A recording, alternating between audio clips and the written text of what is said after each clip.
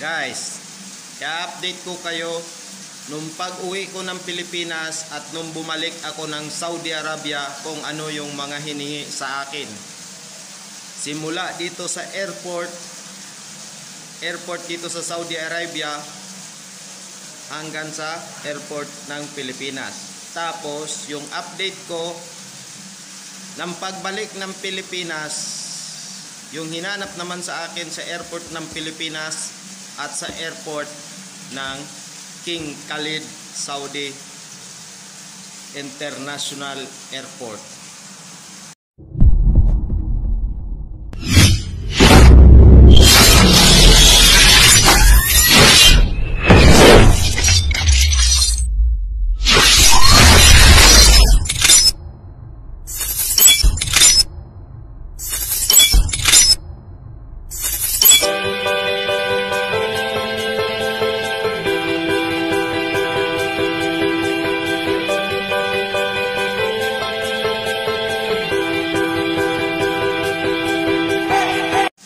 Umpisahan na natin guys.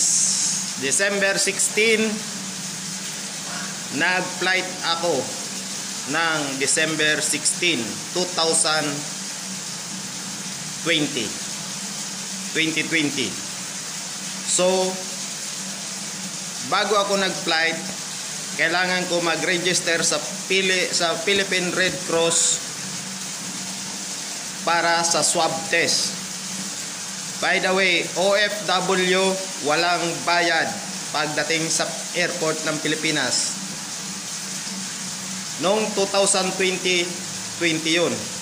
2020. Ngayon, iba siya.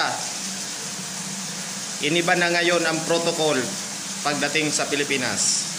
Noong umuwi ako sa Pilipinas, nag-register ako ng Red Cross. Philippine Red Cross swab test. Hindi ka pwedeng mag-register sa Philippine Red Cross na wala kang plane ticket. Kasi ilalagay mo yung plane ticket mo, yung date ng arrival mo, date ng departure mo, at flight number mo kung anong eroplano. Dalawa lang ang eroplano ng Saudi Arabia bumabiyahe sa Pilipinas direct. Philippine Airline 5655 5654, PR 5655, PR 5654. Sa lubong yan.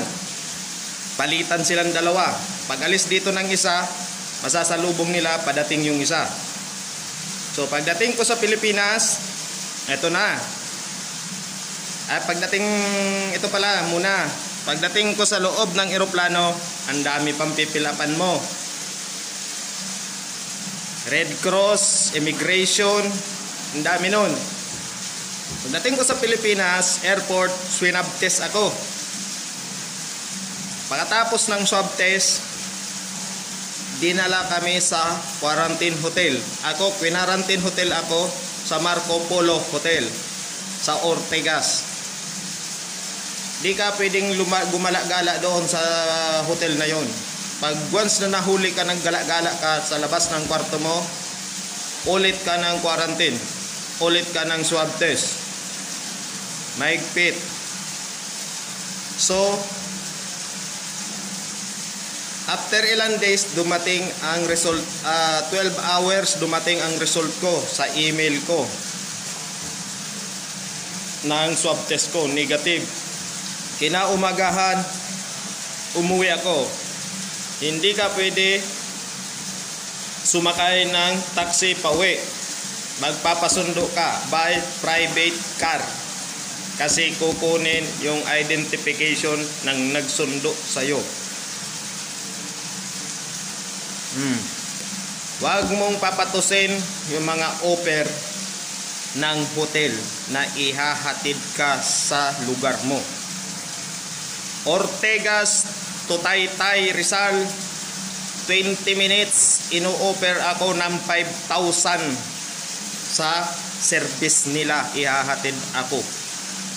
So, 20 minutes lang ha, 20 minutes yun, 5,000 ang bibitawan mo. Depende daw yun sa layo. Private yun, private. So, ganito na.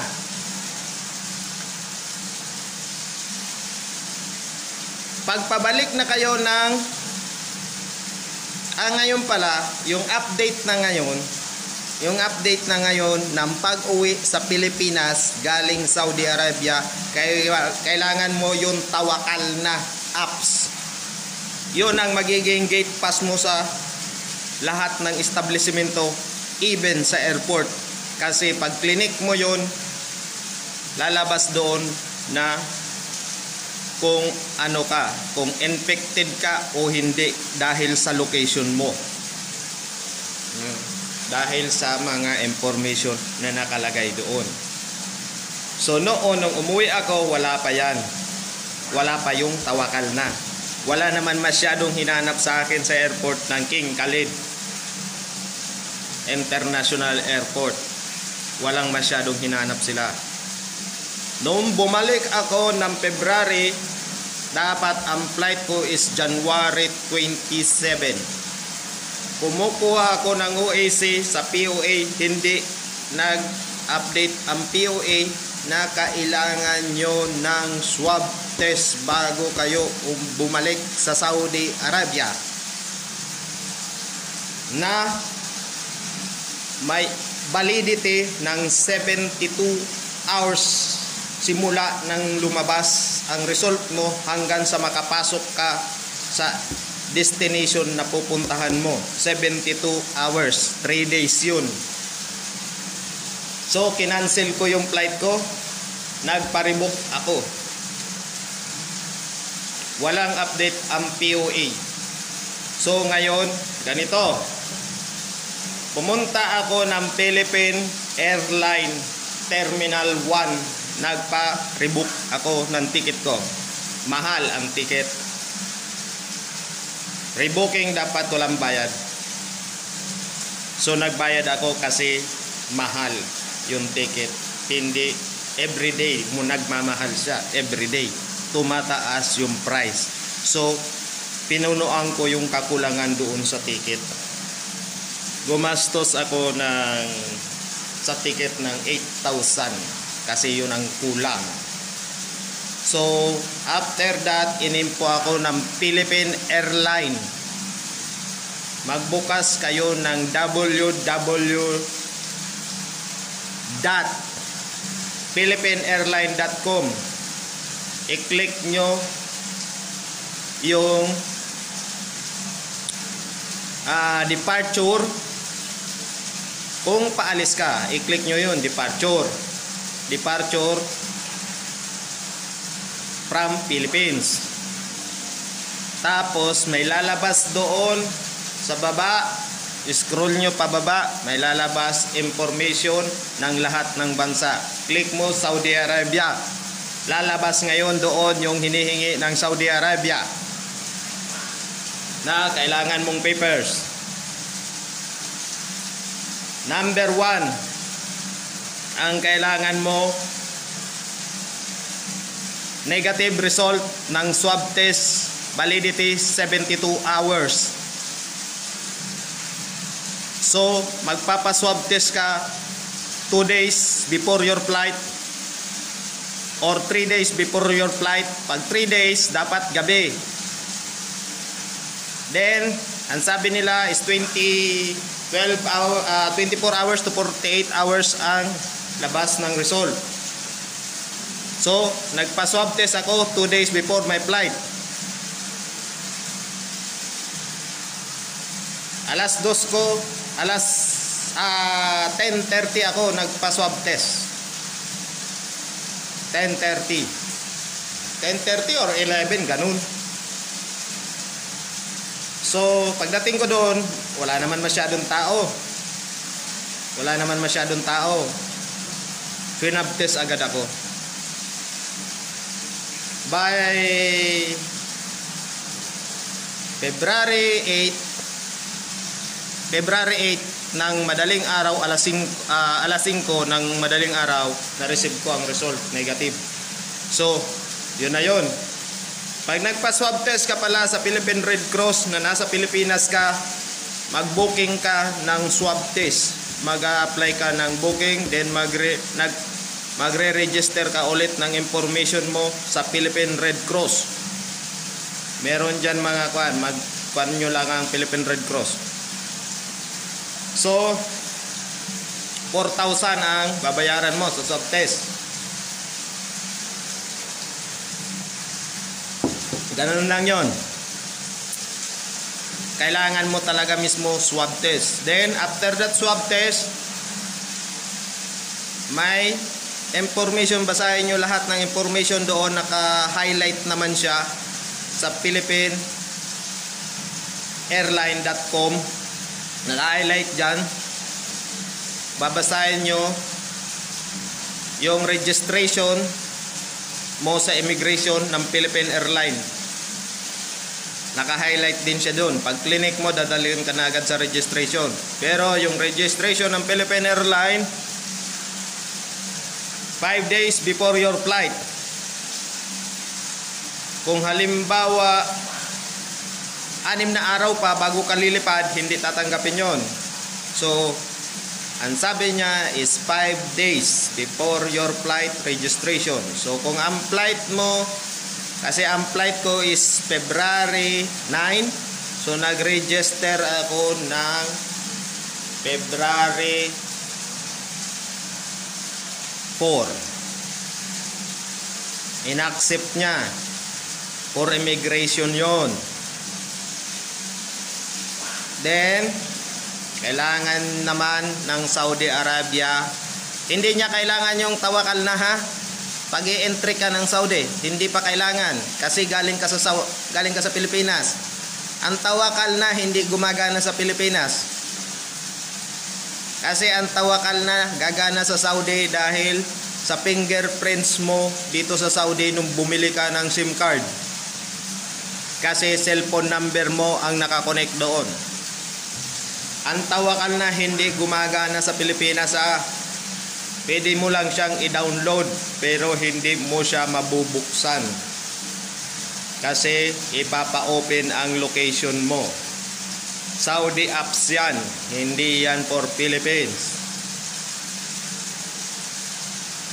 So, pagdating ko ng Philippine Airport, ibinigay na sa akin yung declaration form ng Bureau of Immigration. Pipilapan mo yon pagpasok mo lang. Kasi pipirmahan yon ng magbibigay sa'yo ng ticket. Then, papakita mo sa pag-entry mo, papakita mo yung pag-entry mo lang sa airport papakita mo yung lahat ng papel mo. Hahanapin agad yung swab test. Yon. Kasimple-simple lang. Follow the rules lang. Sa aeroplano may pipilapan ka rin. Yung declaration form ng Saudi Arabia, may nakalagay doon ikama number. Kung wala kayong ikama number, ibig sabihin residential ID. Kung halimbawa bago ka lang, first timer, passport number ang ilalagay mo para hindi kayo magahol sa immigration ng Saudi Arabia. Passport number para sa first timer, sa balik manggagawa na sa Saudi, ang destination, yung may mga dating residential ID, yun ang ilalagay. Then, after that, pipicturan ka lang sa immigration, fingerprint, hanapin yung swab test mo, then, go out ka na. After 8 hours, simula nung nung lumabas ka ng immigration, kailangan mo na mag-sign in sa tawakal na. Magsa-sign in ka na sa tawakal na. Kasi yun ang magiging gate pass mo. May marireceive ka kaagad na kakarating mo lang sa Pilipinas, ay kakarating mo lang ng Saudi na hindi pa tapos ang quarantine mo. May nakalagay dyan sa Tawakal na. Sa akin, nung binuksan ko, no infection, sumunod na update, yung days ng quarantine ko. Nakalagay niya kung ilan days pa yung natitira mo, home quarantine. Ngayon, kung wala kang Tawakal na, it means magpapaswab test. Kung mga first timer, ipapaswab test kayo ng amo nyo. Yung result ng swab test ipapasa sa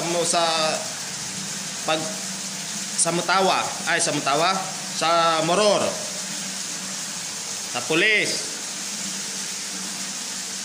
I-report yon na wala kang coronavirus kasi hindi ka pa naman makagawa ng Tawakal na app sa mga first timer kasi wala pa kayong residential ID.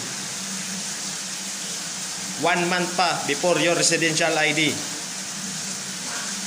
So, yun ang update. Ang Tawakal na apps, yun ang magiging gate pass mo sa Saudi Arabia, even sa mall, sa store, sa lahat ng establishmento, yun ang gate pass mo. Parang no ID, no entry. Ganon. No Tawakal na, no entry. Kahit sa bangko, kahit nag-i-emergency ka.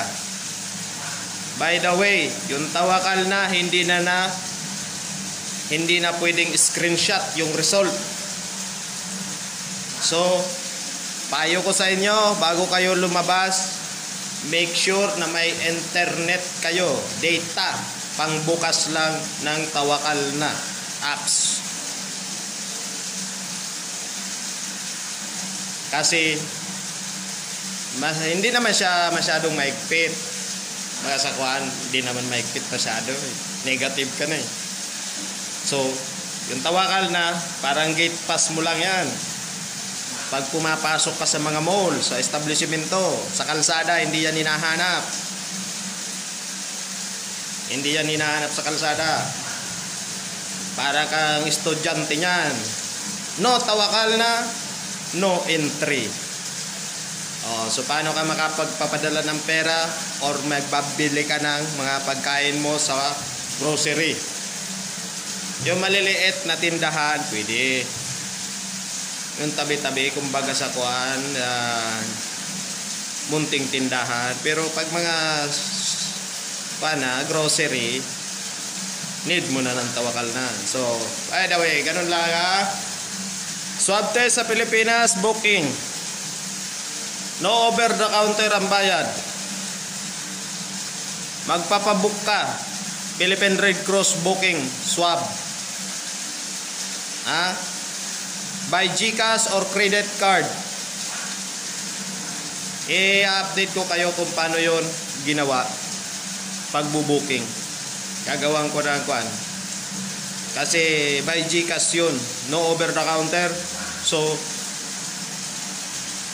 make sure na pupunta ka pag nagpa-book ka. Yung available date mo. Pero pag sa flight, kung aalis ka 2 days before your flight, 3 days before your flight, pwede yon. Pero hindi yon refundable. Hindi mo marirefund yun pag hindi ka na nagpa-swab test. Ay, sabihin mo, urong na ako, di na ako magpa-swab test, balik na lang yung pera. Hindi na po yon marirefund.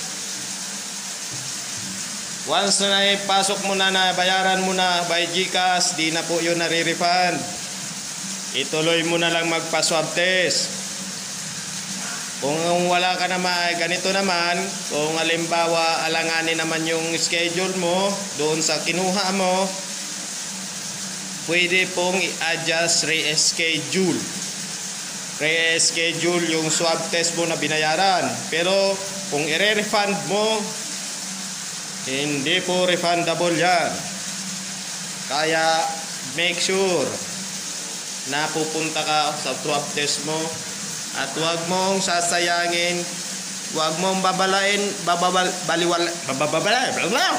baliwalain yung swab test kung paalis ka ng Pilipinas, kasi babayaran mo ang ticket kung wala kang swab test. Magre-rebooking ka ngayon. Yan ang nakuha ko.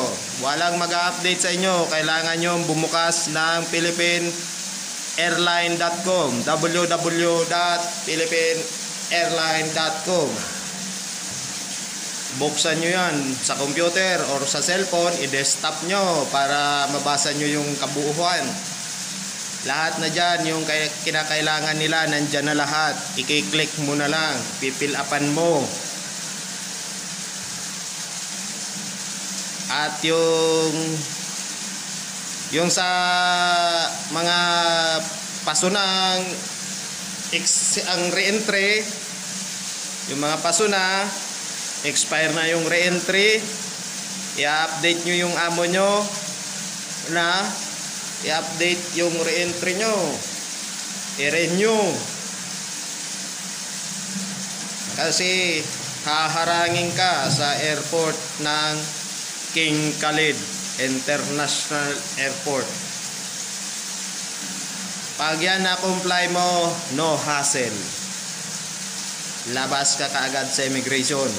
Saglit lang, fingerprints ka lang, exit re-entry visa, passport, result ng swab test, then finish. Magantay na yung, sabihan mo na yung sundo mo na, oh, nandito na ako, nakalabas na ako sa immigration. Make sure pauwi ng Pilipinas at pabalik ng Saudi Arabia, magbukas kayo sa www.philippineairline.com. Nandyan ang requirements nyo. Kasi kung galing ka dito sa Saudi Arabia, sign up ka ng Philippine Red Cross, hindi tatanggapin yan sa Philippine Red Cross hanggat wala kang plane ticket. Kasi ilalagay mo yung plane ticket mo, yung number ng flight mo, yung alis mo, yung alis mo dito sa Saudi Arabia, at yung dating mo sa Pilipinas. Kasi aabangan ka na, susundutin ka na sa ilong. Ngayon, bago na ngayon, pagdating mo sa Philippine Airport, hindi ka iswa-swab test muna. Bibit-biting ka na agad ng Coast Guard, dadalhin ka na sa quarantine mo 7 days before na iswa-swab test ka. Pagdating mo, diretso sa hotel. After 7 days, 5 days, pupuntahan ka sa kwarto mo, swab test ka, then magantay ka ng result mo, then tutuloy mo pa yung paglabas ng result, tuloy-tuloy ka pa rin. Dadaling kayo sa PTEX, kung saan ang destination mo. Sa PTEX ang sakayan lahat. Pampanga, saan kang probinsya uuwi, lahat sa PTEX, hihatid kayo. Pero kung Maynila ka lang, magpasundo ka na ng private car. Kasi kung dadaling ka, uwi ako ng Taytay, nasa Ortigas na ako, dadalhin pa ako sa PTEX, Paranaque. So halos kulang 3 oras yung biyahe ko. Kung nagpasundo ako, 20 minutes nasa bahay na ako.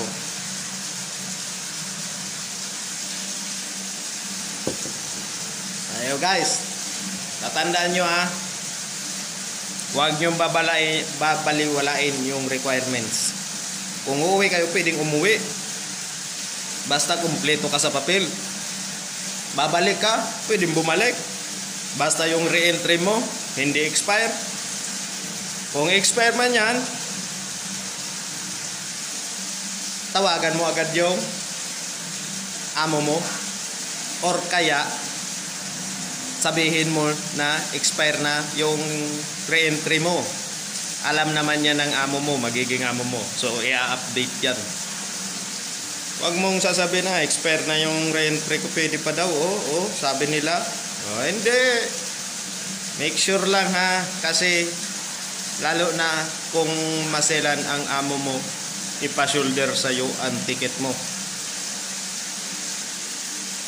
Everyday nagtataas ang bayad ng ticket sa Philippine Airline. Kasi ako, ranas ko yun. Nagpa-rebooking ako from January 27, 5 days from January 27. So, 3, 27, 28, 29, 30, 1. 2, by 2. By 2. February 2. Ano ang offer sa akin? Magbabayad ako ng rebooking ko 27,000. Then, sabi ko, ang laki Sabi naman, sir, meron pa naman. Titingnan natin.